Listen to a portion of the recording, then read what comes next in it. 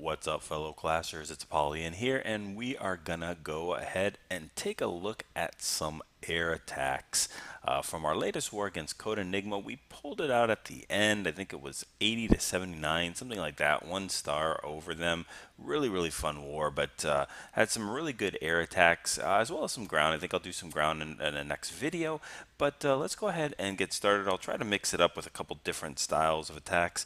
This is going to be a Quad La Lune with a Archer Queen. Attempt to kill it. ZapQuake to take out that 1 AD up top to make that looning, the Hound Loon experience pretty good. So he drops his king in a little bit, I guess not late. He drops the king in a giant to go ahead and tank for a little bit.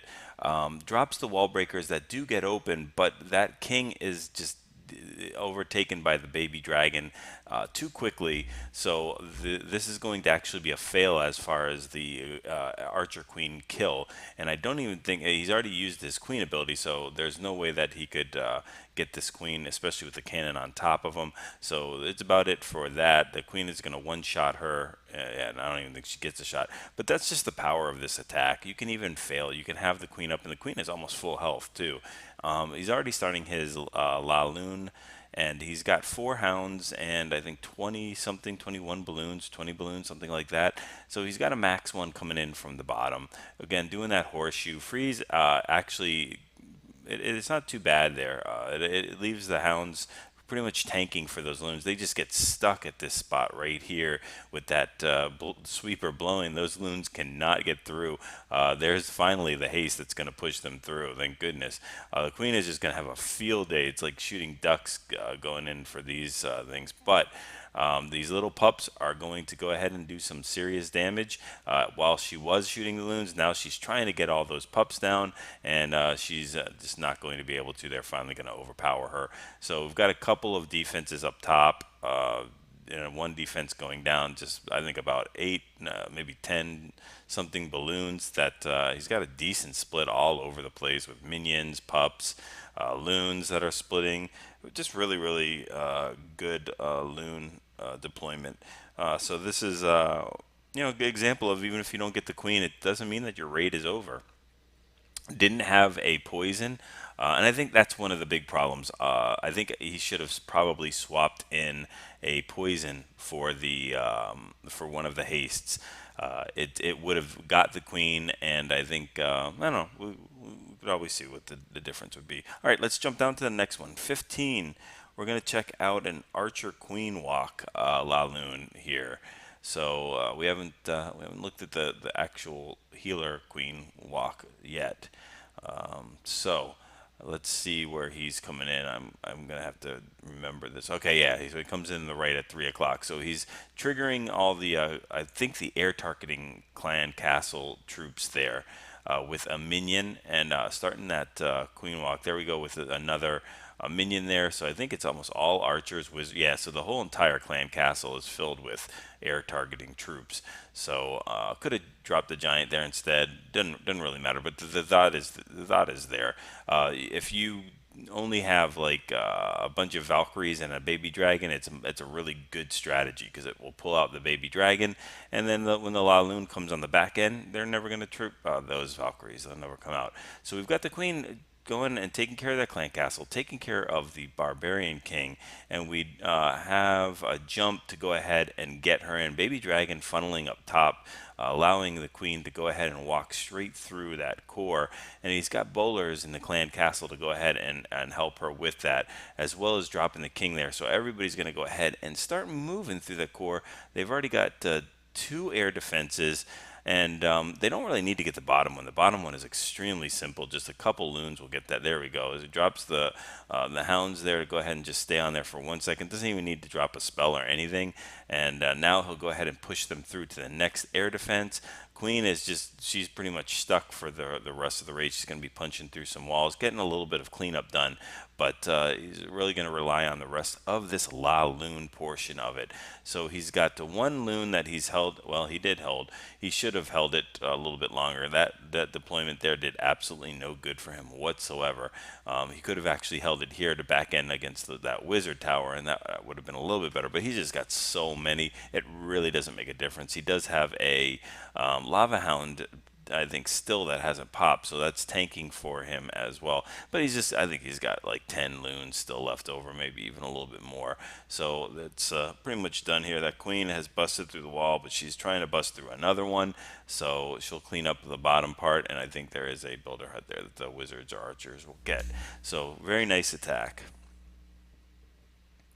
All right, let's look at number 17, and we're going to look at this one because this is an example of being able to successfully kill the Archer Queen on an entry here. He doesn't bring a poison either. Does another ZapQuake or Zake, just like in the couple we watched before in the first example. Drops that balloon, and I'm not quite sure why he drops the balloon to grab that troop. Oh, he did bring a poison. How did I miss that? So I think that's the difference between being successful and not successful. Is it slows down those troops so significantly that it allows them to get it. That king is going to rage up. He is going to smack down that queen immediately, and now it's just about taking out the king, which is not necessary, but they'll do that. Queen uses her ability, and she will at least get that one defense out. I think she's going to die to the archer tower in just a second. But he's got the La Lune portion coming in here. I think it's another quad La Lune. I think 4 lava hounds and about 20. So it's the same, very similar composition. Again, the successful part was that he brought a poison for that clan castle slash archer queen kill.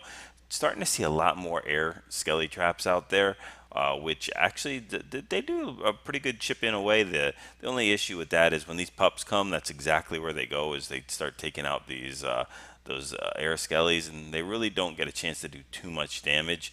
The air skellies are all gone by now. So you've got all the lava hounds deployed. You've got no loons left, but I think he's got about 10 to 12 loons still left over to take out about these 3 defenses. Still have a lava hound that's tanking, and I think that pops right here. There we go. Actually, 2 lava hounds tanking. One of them pops, which is great timing, and the other one is not going to pop. So we're going to go ahead and just watch clean up. Tons of pops, tons of minions and loons and everything else. So very, very nice hit.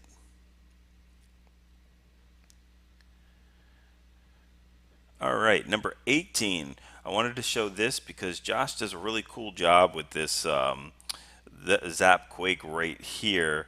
That he's going to get both the sweeper and the air defense. Now, I mean, that's just tons of value to be able to get the sweeper and air defense in a raid. So I don't know if you guys want to like pause it and rewind it to show exactly where he drops that lightning. We practiced it a couple times in friendly challenge, make sure that we could do that. And there we go. So we've got 2 huge things out of the way. It drops a queen here to get a troll Tesla and a wizard tower, just again to help that funneling to do the La Lune portion of the raid. And then he's going to drop a suicide king for the queen. Drops the wall breakers real quick right in there, gets that king inside, rages up, and they're just going to get it. We did know that there was a lava hound. This is a cleanup, so at this point it doesn't really make any difference. That lava hound is almost it's the wizard's going to chip away, but the lava hound's actually going to kill the wizard, thank goodness. And then it's pretty much out of the rest of the raid. So we'll go ahead and watch this deployment. The ZapQuaking that 1 AD allows that, again, that horseshoe type of deployment for this La Lune. Allows it to go around in that counterclockwise type area and be able to supplement each one of these ADs with the correct amount of hounds and loons instead of them going all over the place. There we go. We've got, do we have any more lava hounds left? I think we have 2 tanking. All of them have been deployed. We still have 3 loons though, so that's really cool. And just a million loons that are going to go ahead and collapse up upon this thing. We do want that lava hound to pop. Unfortunately, the expo is being It was hitting those loons, but I think this base is completely crushed at this point, so it really doesn't make any difference. Does drop a archer that that lava hound is going to tackle, but the archer does her job and gets that builder hut taken care of. All we got are the cleanup for the rest of this, and it's another good reason to bring minions instead, because lava hounds will not target them. We do have archers down below, and they're going to get taken out as well. And finally, the minions bang up, or they gang up and hit the clan castle lava hound. Too late, too little, too late. All right, two more to look at. Checking out the J-Lube special, the GoBoLaLoon. So we're going to see him come in, I think, from the 2 o'clock area, from the northeast side of the base. So we've got goblins doing their thing, just tearing through some of these resource buildings, doing a great job. If you guys can get that, they take care of. So for 2 space, they just rip through. Look at them, they're ripping through, even with the help of a wizard. They're ripping through those elixir storage units. This really a good unit. So we've got a golem tanking that 3 o'clock compartment there, and then dropping the king, queen, and bowlers and breaking into that compartment. A very nice funneling job. There is a Tesla, a hidden Tesla, and I think this is a fresh hit. So didn't know, but it's not enough to pull them in. I think it does pull the queen, and she will start walking because there's no reason for her to walk up north at this point. But the rest of the kill squad is in there. Does have to deal with this baby dragon, and this baby dragon just completely wrecks the rest of this kill squad. So you'll see that the freeze trap freezes them, which is a great freeze trap. Just freezes all the bowlers. King starts banging on them. Baby dragon's having a field day. So at this point, it's up to the queen. She does get that last AD down, and now this base, I think they only have 1 AD with 2 lava hounds. So sends it down where the Teslas are. And that they're not going to get that wizard tower up top, so that are at the 6 o'clock, and that's going to cause a little bit of a problem as well. But we've got 2 lava hounds tanking. I don't know if I would have hasted those loons in. I would have let them come in just naturally, because you want at least a bare minimum of 1 of those lava hounds to pop. And I think no, it still doesn't do it, because it targeted the wrong one. There we go. Skelly trap is dropped on that queen, and she cannot focus on the skellies and the pups. Perfectly done. That's how you take care of a archer queen on the that's separate from the rest of the base. Really nicely done there. And then I think we did have the lava hound pop, so we've got 1 still that's full, but the other one did, and the king is not going to make any difference whatsoever. And I don't think the wizard tower has enough power to go ahead and take out that lava hound. So really cool. I like this to see this. Was worried about that queen up top until I saw that he did have a skelly trap, and knew that we were taking care of at that spot.